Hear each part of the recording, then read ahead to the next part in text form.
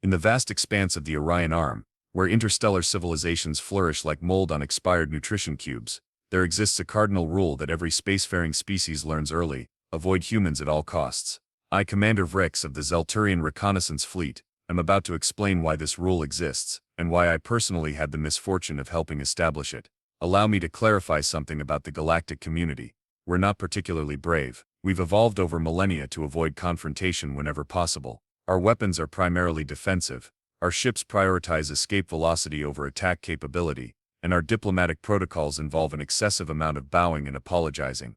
It's worked wonderfully for us. The Galactic Confederation has enjoyed peace for 12 generations, with only the occasional territorial dispute over uninhabited gas giants, or arguments about which species makes the best fermented beverages. Then we discovered Earth. Commander, sensors are picking up an unidentified vessel approaching our research outpost on Proxima Centauri A4, my first officer Quib reported, his eye stalks quivering with what I recognized as mild concern. Classification, I asked, setting down my cup of steaming flort juice. Unknown, sir, but the energy signature suggests a combustion-based propulsion system, highly inefficient. Possibly primitive. Primitive. My skin rippled with intrigue, shifting from its standard bureaucratic beige to a curious teal. Fascinating. Put it on the viewer. The holographic display flickered to life, revealing the most absurd spacecraft I'd ever witnessed. It looked like someone had welded several metal canisters together, strapped on a few solar panels as an afterthought, and painted unnecessary stripes along the hull.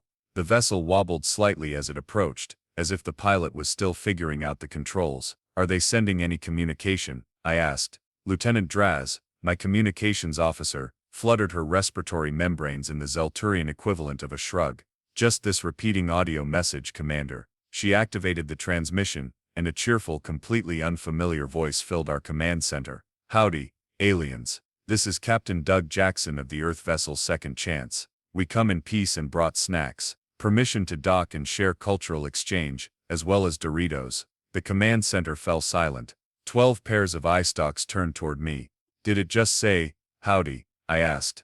And something about Doritos, added Quib, struggling with the unfamiliar word. I straightened my ceremonial sash, and made what would later be recognized as the first of many catastrophic decisions regarding humans. Allow them to dock, prepare the formal greeting chamber, and someone check the xenobiological database for any information on these humans. Little did I know that this simple command would lead to the most embarrassing incident in Confederation history, an interstellar diplomatic crisis, and my eventual demotion to narrator of cautionary tales for juvenile Zelturians. But hindsight, as humans say, is 20/20, a reference to their primitive visual acuity measurement that makes absolutely no sense to our 17-point vision scale. As the strange vessel docked with our research outpost, our xenobiologist Mip frantically searched the database. Commander, I have minimal information, Mip reported, her scales paling to an anxious lavender. Humans are from Sol 3, oxygen breathers, carbon-based. They're classified as, oh dear, what is it? I demanded. They're classified as unpredictably hardy, with inexplicable survival tendencies and dangerous levels of curiosity. There's a warning attached. Approach with extreme caution. Do not threaten. Avoid if possible.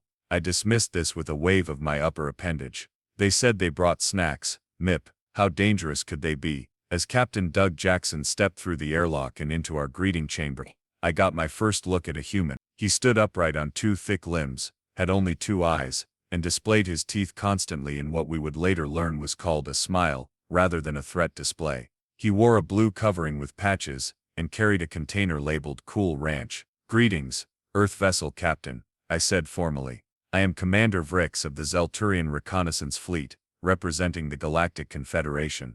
Awesome, Doug exclaimed, his volume causing several of my officers to recoil. First contact. This is even cooler than I imagined.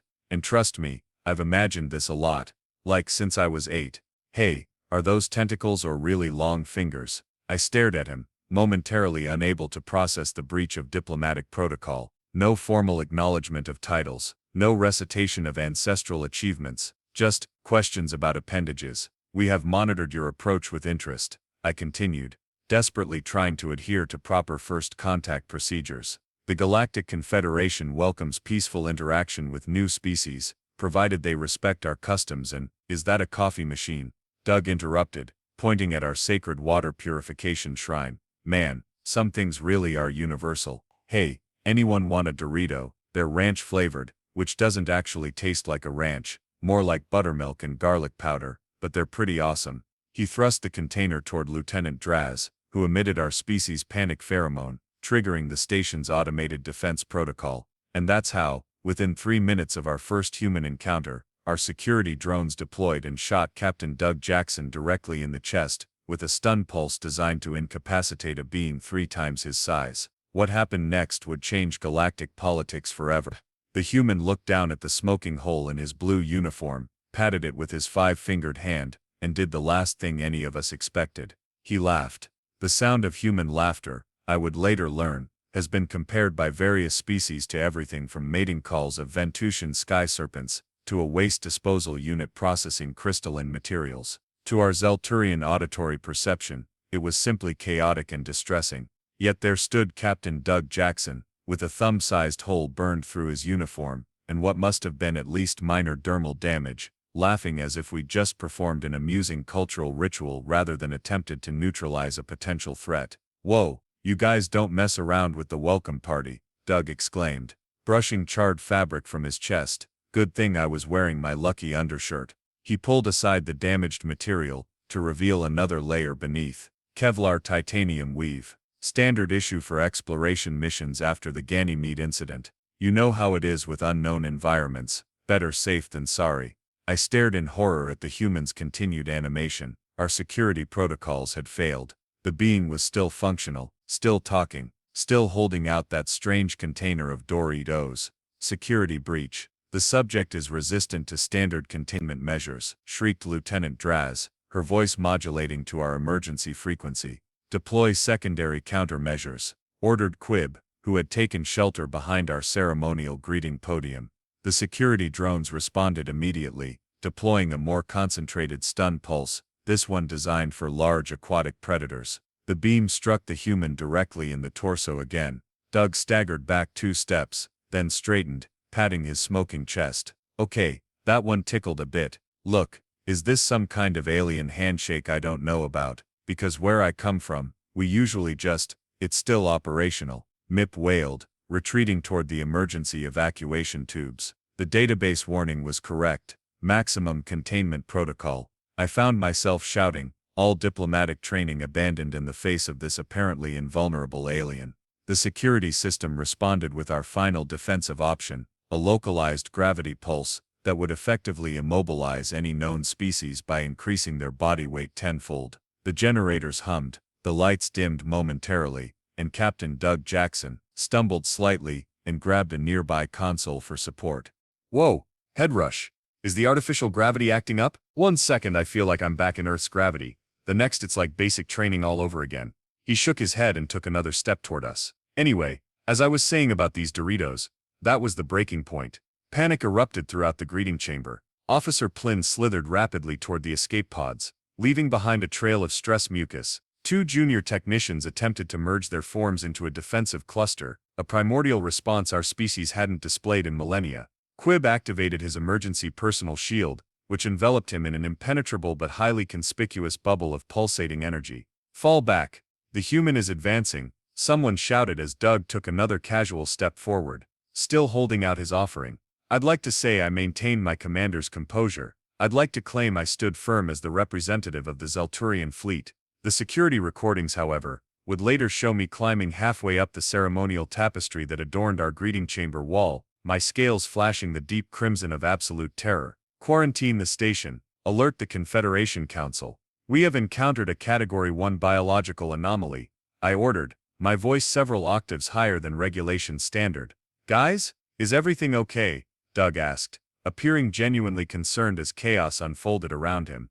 "Is it something I said? Or is this just how your species says hello? Because I'm trying to be culturally sensitive here." His continued approach, now with a concerned expression that somehow displayed even more teeth, triggered our final automated response, the station lockdown. Blast doors slammed shut, separating the greeting chamber from the rest of the facility. "Evacuate all non-essential personnel," I commanded from my undignified position on the wall tapestry. "Prepare for possible station abandonment." Doug stood in the center of the greeting chamber, looking around in bewilderment, as warning lights flashed and alarm tones sounded. The container of Doritos was still extended hopefully in one hand. Is this about the Doritos? Because if you guys are gluten-free or something, I brought other snacks. I've got Twinkies, beef jerky, and some freeze-dried ice cream in my ship. The human is attempting psychological warfare with unknown terminology. MIP shouted from inside an emergency containment tube. It's listing potential bioweapons. What happened next would be analyzed in Confederation tactical academies for decades. Captain Doug Jackson, apparently deciding that our reaction constituted some form of rejection, shrugged his shoulders, opened the container, and began consuming the contents himself. The crunching sound as he bit into the triangular objects was the final straw. The human is consuming solid matter during a first contact scenario. This violates all known diplomatic protocols. Quib's voice was barely recognizable through his personal shield. It's absorbing unknown substances to enhance its already formidable resilience, added Draz. Commander, we must retreat immediately. I made the only decision possible under the circumstances. With as much dignity as I could muster while clinging to a ceremonial tapestry, I gave the order that would forever change our standing in the Galactic Confederation. Abandon station. I repeat, abandon station. All personnel to emergency evacuation vessels immediately. As klaxons blared and my crew scrambled toward the escape pods, I caught one last glimpse of Captain Doug Jackson. He stood alone in our greeting chamber, surrounded by flashing warning lights, a bewildered expression on his face and orange dust on his fingers. Was it something I said? The invulnerable human called after us. I just wanted to say hi from Earth. The last thing I heard before sealing myself into my commander's escape pod was Doug's voice over the station's communication system. Hello, alien friends? You left your coffee machine on. As our evacuation fleet jumped to safety coordinates, I transmitted an emergency signal to Confederation headquarters, with what would become the most infamous first contact report in our history. Encountered human. Weapons ineffective. Subject displays immunity to standard containment. Recommend immediate quarantine of sector, and revision of first contact protocols. They are exactly as dangerous as the database warned. I didn't know it then, but this was just the beginning of our problems with Captain Doug Jackson, the human who just wouldn't go down. The Grand Council chamber of the Galactic Confederation wasn't designed for emergency sessions. Located in the geometrically perfect center of our space station, itself orbiting a carefully selected neutron star that our astronomers assured us would remain stable for at least another 7 million years, the chamber featured uncomfortable seating arrangements, meant to keep discussions brief and focused. Today, however, comfort was the least of our concerns. This emergency session of the Confederation High Council will now commence, announced High Chancellor Zorn, her crystalline exoskeleton glinting under the chamber's bioluminescent lighting. Commander Vrix of the Zelturian Reconnaissance Fleet will present his report on the human incident. All 17 representatives of the Confederation's founding species turned their various sensory organs in my direction. I stood on the presenter's platform, trying to project confidence, despite the fact that my scales still hadn't returned to their normal coloration since the encounter with the human. Esteemed council members, I began, approximately 42 standard cycles ago, my research outpost encountered a vessel of previously unclassified design. This vessel contained a single occupant, who identified himself as Captain Doug Jackson of the planet Earth. Earth? Interrupted Counselor Grek, a methane-breathing entity, who communicated through controlled gas emissions that our translator rendered in a surprisingly melodious soprano. That miserable rock in the Sol system? We've been monitoring them for centuries. They're barely out of their stone age. With respect, Counselor, I continued, they appear to have advanced considerably. The human arrived in a spacecraft that, while crude by our standards, successfully navigated to our outpost in the Proxima Centauri system. Get to the relevant details, Commander, Chancellor Zorn prompted, her mandibles clicking impatiently. Why exactly did you abandon a fully operational research facility? I took what our species considers a deep breath, absorbing oxygen through all 7 respiratory membranes simultaneously. The human proved resistant to our standard containment measures. When our security systems engaged due to a misunderstanding, the subject was struck with a level 3 stun pulse. It showed no effect. Murmurs rippled through the chamber. A level 3 stun pulse could incapacitate a Jovian thunder beast. We escalated to level 5, then deployed gravitational containment. The human experienced minimal discomfort, and continued to advance toward our personnel. Impossible, declared Counselor Vlex, the gelatinous representative of the Morphon Collective. No carbon-based lifeform could withstand such measures. The evidence is irrefutable, I replied, activating the holographic display to show footage from our security feeds. The human not only withstood our defensive measures, but appeared amused by them. The council watched in stunned silence, as the recording displayed Captain Doug Jackson laughing off a direct hit that should have rendered him unconscious, then casually attempting to continue his snack offering. By the 7 moons, whispered someone from the back of the chamber. Chancellor Zorn's crystalline structure vibrated with concern. And you're certain the subject wasn't mechanized, not an artificial construct? Our scanners detected organic material, I confirmed. Though clearly unlike any organic material we've previously encountered. And after the attack, the human began consuming these. I displayed an image of the triangular orange objects. Some kind of combat ration, suggested Counselor Throx, the reptilian representative, whose species was known for their military expertise. Unknown, but the human referred to them as Cool Ranch Doritos, and seemed emotionally attached to them.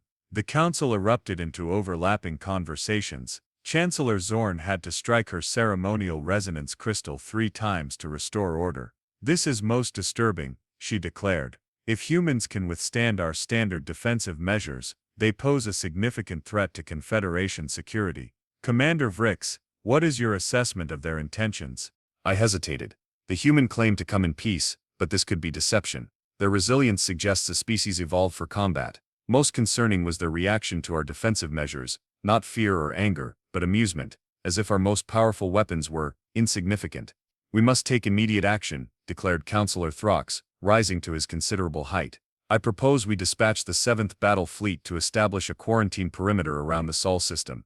An overreaction, countered Counselor Grek in her melodious gas speech. One resistant individual doesn't justify military intervention. But what if they're all like this? Asked Vlex, his gelatinous form quivering. What if Earth is populated by billions of near-invulnerable beings who find our weapons amusing? The chamber fell silent as this horrifying possibility sank in. It was Junior Counselor Pip who broke the silence. The youngest member of the council and representative of the Mercurial Mines, a species of hyper-intelligent beings who existed primarily as patterns of electrical energy. Pip rarely spoke at official gatherings. Perhaps, Pip suggested, their voice manifesting as synchronized light pulses, we're approaching this situation incorrectly. Before we commit to military action, we should gather more information, study this human, learn its weaknesses. Are you volunteering for this suicidal mission? Throx asked sarcastically. Not personally, Pip replied, unperturbed. But we should assemble a specialized team, scientists, not soldiers. We need to understand what we're dealing with. Chancellor Zorn's crystalline structure chimed thoughtfully. Counselor Pip's suggestion has merit. Commander Vrex, given your first-hand experience with the human, would you be willing to lead such a team? All 17 sets of sensory organs turned to me again. I felt my scales involuntarily shift to the pale yellow of extreme reluctance. With all due respect, Chancellor, I began, searching for a diplomatic way to refuse. Excellent, Zorn continued before I could finish. You will select a team of our finest xenobiologists, defensive specialists, and cultural analysts. Your mission is to re-establish contact with this Captain Doug Jackson, assess the actual threat posed by humans, and determine appropriate Confederation policy. But Chancellor, I attempted to interject. The alternative, Zorn added pointedly, is to explain to the Confederation Assembly why you abandoned a multi-billion-unit research facility because of a single biped with triangular food. My scales shifted to resigned gray. I accept the mission, Chancellor. Wonderful, exclaimed Counselor Pip, their light pulses brightening with enthusiasm. This is a historic opportunity, the first dedicated study of human physiology and behavior. I envy your team, Commander. There's one more thing, I added reluctantly. After our strategic withdrawal, the human transmitted a message to all Confederation frequencies. What did it say? Asked Chancellor Zorn, her crystal structure tensing. I activated the final recording. Captain Doug Jackson's voice filled the chamber. Hello, alien buddies? Your station's environmental systems are making some weird noises. Also, I think I accidentally pressed something that made all your research samples start growing really fast. Sorry about that. If you could call me back with some instructions, that would be great. Oh, and I found your cafeteria. These purple cube things are delicious. The council stared in horror at the recording. He's eating the emergency nutrition blocks, whispered Counselor Vlex. Those are rated to sustain life for a standard year in one serving. And he called them delicious, added Counselor Grek. Chancellor Zorn's voice cut through the stunned silence. Commander Vrex, your mission is now upgraded to Priority Alpha. Assemble your team immediately. The human must be contained before it causes further damage, or worse, attracts more of its kind. As the council session dissolved into panicked discussions about defensive measures and evacuation protocols, I stood on the platform contemplating my spectacular career implosion. In less than 50 cycles, I had gone from respected fleet commander to the galaxy's designated human handler. And somewhere in our abandoned research station, Captain Doug Jackson was still laughing, still eating, and still completely unaware that he had just become the most feared entity in the Orion Arm. Status report, I commanded, trying to sound authoritative, despite the fact that our pursuit vessel was currently hiding behind a small moon. The human's ship left the research station approximately 6 hours ago, reported Dr. Meep, our chief xenobiologist. Unlike me, she had actually volunteered for this mission, her scientific curiosity apparently overriding her survival instinct. Trajectory suggests he's heading toward the uninhabited system GX-435. What could possibly interest him there? Wondered Technician Glorb, our defensive systems specialist, who hadn't stopped trembling since watching the security footage from my first encounter with the human.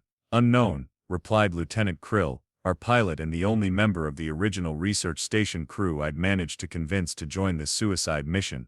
But the good news is his ship's propulsion system is primitive enough that we can maintain pursuit without being detected. That's assuming he can't detect us, muttered Security Officer Drent, a hulking Vargonian whose silicon-based physiology made him the closest thing to durable in our hastily assembled team. We still don't know the extent of human sensory capabilities. I surveyed my team, 5 of the Confederation's supposedly finest specialists, all crammed into a stealth observation vessel designed for monitoring pre-spaceflight civilizations. The irony that we were using it to track a single human wasn't lost on me. Dr. Meep, what have you learned from analyzing the station's logs? I asked. Meep's eye stalks quivered with excitement, the universal sign of a scientist with disturbing news to share. It's fascinating, Commander. The human consumed approximately 64 emergency nutrition blocks during his 3-day stay. 64? I gasped. That's enough caloric intake to sustain a Zelturian for 2 years. Precisely. Meep wiggled all her appendages in scientific delight. And that's not all. He used the station's communication array to transmit what appears to be musics into deep space for 12 consecutive hours. A distress signal? Asked Drent, his crystalline fingers tightening around his useless weapon. I don't believe so, Meep replied. Based on the patterns and repeated phrases like highway to danger areas, and shaking all evening long, I hypothesize it was for entertainment purposes. The human was entertaining itself with noise pollution. Lieutenant Krill seemed horrified. While consuming enough nutrition to feed a small colony. And that's not even the most concerning part, continued Meep. The environmental logs show he adjusted the station temperature to 22 degrees Celsius, but that's barely above freezing, exclaimed Technician Glorb. For us, yes, said Meep. For the human, it appears to be comfortable. And he maintained normal activity patterns in an oxygen-nitrogen atmosphere that would be considered toxic by 6 of the Confederation's founding species. I felt my scales shifting to the deep blue of existential dread. So we're tracking a being that can withstand our weapons, consumes enormous quantities of nutrition, breathes poison, and operates at temperatures that would freeze most sentient protoplasm. Don't forget about the waste elimination, added Meep cheerfully. The human's biological processes produced solid and liquid waste that would be classified as hazardous material on most Confederation worlds. Thank you, Doctor. I interrupted before she could elaborate further. Lieutenant Krill, take us out from behind this moon. Let's continue pursuit at a safe distance. Define safe distance when dealing with an unkillable toxic waste factory, muttered Drent. Our ship emerged from behind the moon, just in time to see the human's vessel accelerate suddenly toward the 4th planet in the GX-435 system, a barren rock with a thin methane atmosphere. He's landing, announced Krill. Should we follow? Negative, I replied. Maintain orbit and prepare the observation drones. I want visual confirmation of the human's activities without risking direct contact. Within minutes, our surveillance drones were deployed, transmitting images of Captain Doug Jackson emerging from his ship onto the planet's surface. He wore what appeared to be a protective suit with a transparent helmet, a small concession to the hostile environment that gave me a momentary sense of relief. Perhaps humans weren't completely invulnerable after all. "What is he doing?" asked Glorb, as we watched the human begin setting up equipment near his landing site. "It appears to be." Dr. Meep studied the images, her scientific detachment momentarily faltering. "Is that a folding chair? And some kind of thermal container?" Indeed, Captain Jackson had set up what looked suspiciously like a recreational campsite. He sat in his folding chair, opened his thermal container, and removed what appeared to be a cylindrical object which he then applied to his mouth after removing his helmet. "He's exposing himself to the atmosphere," gasped Krill, "and consuming something simultaneously," added Meep. "Fascinating." "Commander," interrupted our communications specialist, Technician Ziv, who had been monitoring all frequencies. "The human is transmitting again." "Put it through," I ordered, bracing myself for whatever incomprehensible message might follow. Captain Doug Jackson's voice filled our command deck. Day 24 of Earth's first deep space expedition, personal log. Found a nice spot on this methane planet for a little R&R, setting up camp for the night. Having a beer, and enjoying the view. Locals seem shy. Spotted what might be a drone, but it's keeping its distance. Visibility's good enough to see what looks like a ship hiding in orbit. If they wanted to say hi, they could just come down. Oh well, their loss. This planet has the most amazing purple sunset I've ever seen. Stunned silence filled our command deck. "He knows we're here," whispered Drent, "and he's drinking something while exposed to methane," added Meep. "Without apparent ill effects." "Purple sunset?" questioned Krill. "The star is a standard G-type yellow dwarf. The human's visual perception must differ from ours," suggested Meep. "Another physiological anomaly to add to the growing list." I stared at the image of Captain Jackson casually sipping his beer, while surrounded by an atmosphere that should have been instantly fatal. "We need to accelerate our research. Ziv, prepare a detailed analysis of all the humans' communications. Meep, continue monitoring his biological functions. Glorb, I want options for containment that don't involve our standard weapons." "What about communication?" suggested Ziv.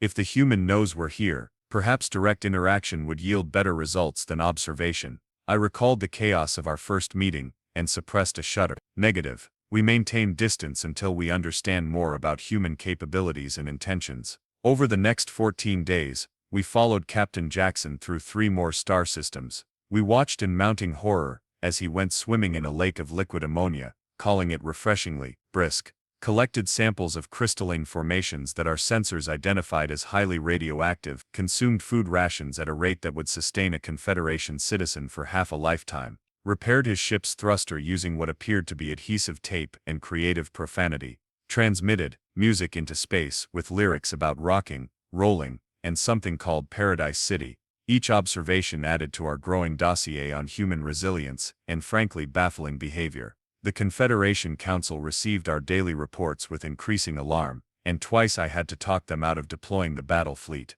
But perhaps most disturbing was Captain Jackson's apparent awareness of our surveillance. He began waving at our drones, then leaving what he called snacks for them. Finally, on day 15 of our pursuit, he stood directly before a drone and spoke to it.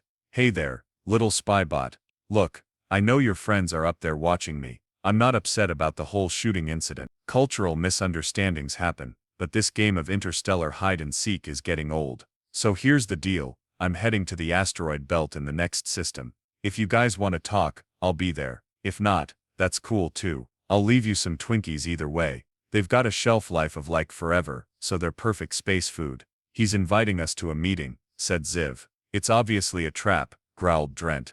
"But what kind of trap could he possibly need?" countered Meep. "He's demonstrated resistance to our weapons, tolerance for environments we find lethal, and awareness of our surveillance. If he wanted to harm us, he's had ample opportunity." I considered our options, my scales shifting through a range of colors that reflected my internal conflict. The Council wanted information, direct communication would certainly provide that. But my first encounter with humanity still haunted my dreams. "We accept his invitation," I finally decided. "But we take precautions, full protective gear, emergency translocation beacons, and Drent, bring the experimental phase disruptor, the one designed to temporarily destabilize the molecular cohesion of planet-sized threats." Drent sounded hopeful for the first time in weeks. "Yes," I confirmed. "Though based on our observations so far, I'm not optimistic about its effectiveness." As we prepared for our second encounter with Captain Doug Jackson, I couldn't shake the feeling that we were missing something obvious about humans,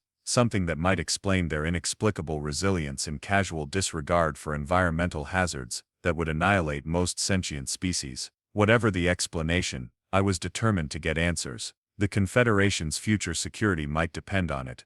And personally, I needed to understand how a being could get shot with a stun pulse powerful enough to incapacitate a Jovian thunderbeast and respond with laughter. What was humanity's secret? And more importantly, how many more Captain Jacksons were waiting back on Earth? The asteroid belt of System GX-438 was a navigational nightmare, a chaotic whirl of rock and ice fragments ranging from microscopic dust to city-sized boulders. It was exactly the sort of place that any sensible spacefaring species would avoid, which is why, naturally, Captain Doug Jackson had chosen it as our meeting point. Sensors detect the human's vessel docked with a large asteroid approximately 700,000 kilometers ahead, reported Lieutenant Krill, her tentacles working frantically across the navigation console. Any signs of weaponry or defensive systems? Asked Drent, who was struggling to adjust the experimental phase disruptor to his silicon-based appendages. Negative, replied Ziv, from the communication station, just the standard configuration we've been tracking.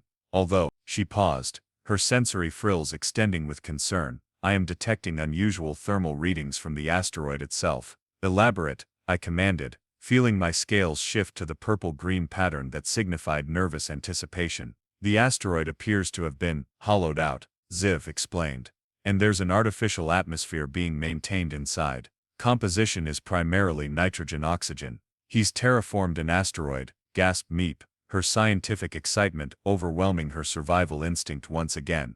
In less than a standard cycle, that's technologically impossible. Apparently not for humans, I muttered, adjusting my protective environmental suit. Maintain alert status and prepare the shuttle. We meet the human as planned, but everyone stays in full protective gear. 20 minutes later, our shuttle docked with the asteroid alongside Captain Jackson's vessel, the docking mechanism connected with a concerning series of clanks and hisses that did nothing to calm my apprehension. Atmosphere in the connecting passage is breathable, announced Glorb, consulting his wrist-mounted scanner. For the human, that is. Maintain suit integrity. Weapons ready, I asked Drent.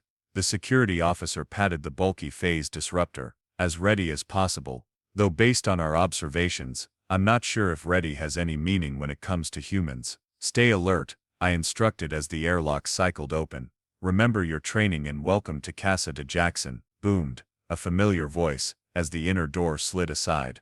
Come on in. Watch your step, artificial gravity's a bit spotty in patches. Captain Doug Jackson stood before us, not in an environmental suit or protective gear, but in what appeared to be casual attire. A colorful shirt featuring palm trees, loose blue leg coverings, and some kind of primitive foot protection he would later identify as flip-flops. He was holding another cylindrical container, similar to the one we'd observed him consuming on the methane planet. You guys finally decided to stop with the spy drone routine, huh? Great. I was getting tired of monologuing to cameras. Come on, the living room's this way. We followed cautiously, our team maintaining defensive formation, as we entered what appeared to be an excavated chamber within the asteroid. What I saw inside defied all logical explanation. The chamber had been transformed into something resembling a habitat, but not a scientific outpost or military base as one might expect. Instead, it looked like a recreational dwelling.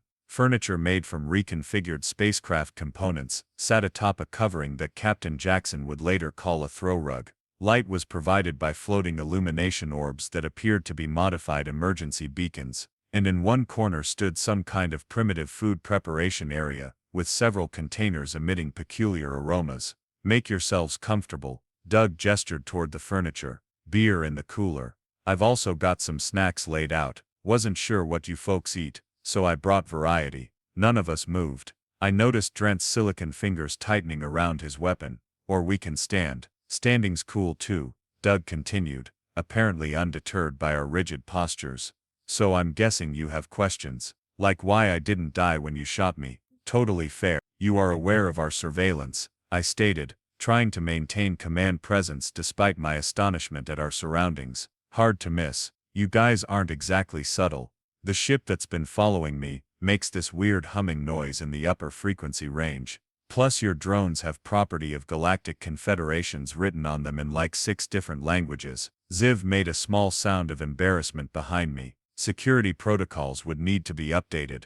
What is your purpose in Confederation space? I demanded, deciding direct questioning was our best approach. Doug took a casual sip from his container. Exploration, cultural exchange, the usual first contact stuff. Earth finally got its act together enough for deep space missions, and I volunteered. Seemed like fun.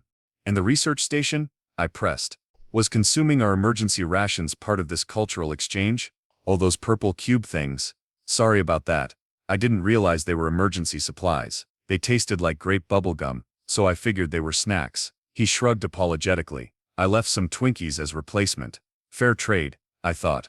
Dr. Meep stepped forward, her scientific curiosity apparently overwhelming her caution. Human Jackson, your physiological resilience is unprecedented in our records. You withstood weapons designed to incapacitate beings 3 times your mass. You breathed methane without apparent ill effects. Wait, what? Doug interrupted, looking genuinely confused. Methane? When did I breathe methane? On the 4th planet of System GX-435, Meep replied. Our drones recorded you removing your helmet and consuming a beverage. Doug stared at her for a moment, then burst into laughter, that same disturbing sound that had haunted my nightmares since our first encounter. Oh man, that's hilarious. I didn't breathe methane. My ship has this portable atmosphere bubble generator, creates a 5-meter radius of Earth normal conditions, comes standard on all our exploration vessels since the Europa incident. I thought you guys would have picked that up on your sensors. A stunned silence fell over our team. As for getting shot, Doug continued, still chuckling, did you think I was immune or something? That blast hurt like hell, but my exploration suit has integrated impact absorption technology. Standard issue after we discovered just how trigger-happy some species can be during first contact. He pulled aside his colorful shirt to reveal a faint scar on his chest. Still left a mark though, but the nutrition blocks, stammered Meep. Yeah, sorry again about those. Human metabolism is pretty calorie-intensive, especially in space. We burn through food quickly. Evolution on a high-gravity world with predators will do that to a species. He shrugged. But hey, that's why I brought snacks to share. Cultural exchange, remember? I felt my scales shifting rapidly through colors of confusion, relief and embarrassment. You're saying you're not invulnerable? Invulnerable? Doug laughed again. Hell no. I'm as squishy as they come, just well-equipped and stubborn. Earth's exploration protocol is basically prepare for everything and refuse to die until the mission's complete. But the asteroid, I gestured around us. You've transformed it in days. Oh this? Doug glanced around proudly. Portable habitat kit. Nanobots do most of the work. Excavate, reinforce, set up life support. Takes about 12 hours. Not exactly comfortable, but better than sleeping in the ship. For the first time in weeks, I felt my scales settle into their natural diplomatic beige. The human wasn't an invincible threat, just a well-prepared explorer with technology slightly more advanced than we'd given Earth credit for. There appears to have been a significant misunderstanding, I admitted, finally relaxing my posture. The Confederation believed humans to be some form of super beings based on our observations. Super beings. Doug raised an eyebrow. That's flattering, but no, we're just adaptable. Earth throws a lot of challenges at you, multiple biomes, climate shifts, natural disasters. You either learn to roll with it, or you don't make it.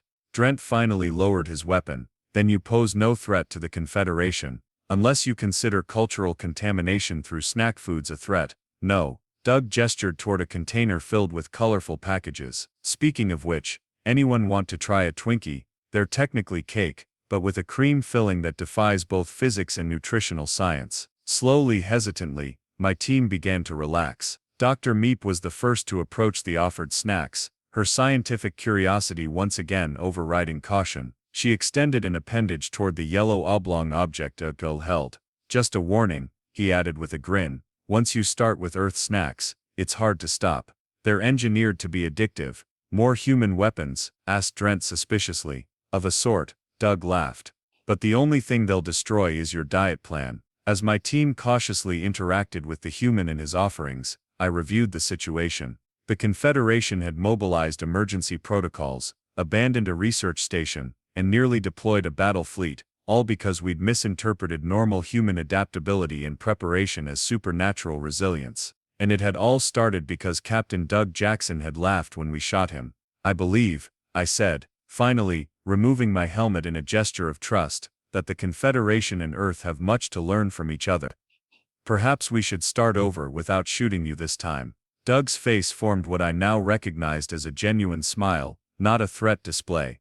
I'd like that, Commander. And hey, for what it's worth, your weapons did hurt. I just figured laughing it off was better diplomacy than screaming in pain. A wise approach, I conceded, extending my primary appendage in a gesture I'd observed him use previously. As Doug's 5-fingered hand clasped mine, I couldn't help but wonder how many other misunderstandings awaited us in this new relationship between our civilizations. But at least we'd cleared up the most immediate one. Humans weren't invulnerable super beings. They were just incredibly stubborn, well-prepared, and had a disturbing tendency to laugh at things that should incapacitate them. In retrospect, I'm not sure which is more terrifying. The Confederation Council chamber was silent as I concluded my report. 17 representatives of the most advanced civilizations in the Orion Arm stared at me with expressions ranging from disbelief to embarrassment, at least among those species whose anatomy permitted facial expressions. Let me summarize, said Chancellor Zorn, her crystalline structure vibrating with what I recognized as barely contained frustration. We nearly initiated an interstellar incident because Captain Jackson was wearing what amounts to a glorified chest protector, and had a portable atmosphere generator, I added helpfully. Don't forget the nanobots that transform asteroids into habitable spaces in 12 hours. Yes, quite, Zorn responded dryly. The technology implications are concerning, if I may, Chancellor, interjected Dr. Meep, who had insisted on accompanying me to this session. I believe we're missing the more significant revelation here. More significant than discovering humans aren't invulnerable super beings, asked Counselor Vlex, his gelatinous form still quivering from the relief of this news. Yes, Meep's eye stalks quivered with excitement.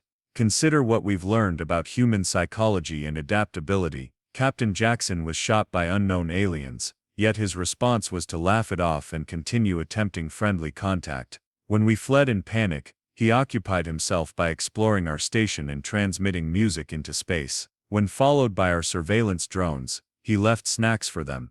Your point, Doctor? Prompted Chancellor Zorn. My point is that humans are psychologically resilient in ways that may be more significant than any physical vulnerability. They appear to possess an almost pathological optimism and adaptability that our species lack.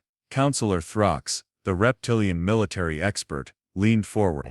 You're suggesting this is a species-wide trait, based on our analysis of Earth's historical and cultural data? Yes, continued Meep. Humans have survived ice ages, plagues, world wars, climate disasters, and their own technological missteps. They've colonized nearly every environment on their planet, from Arctic tundra to scorching deserts, and now they're venturing into space with the same adaptability. This presents both opportunity and risk, I added. Humans aren't invulnerable, but they are remarkably persistent.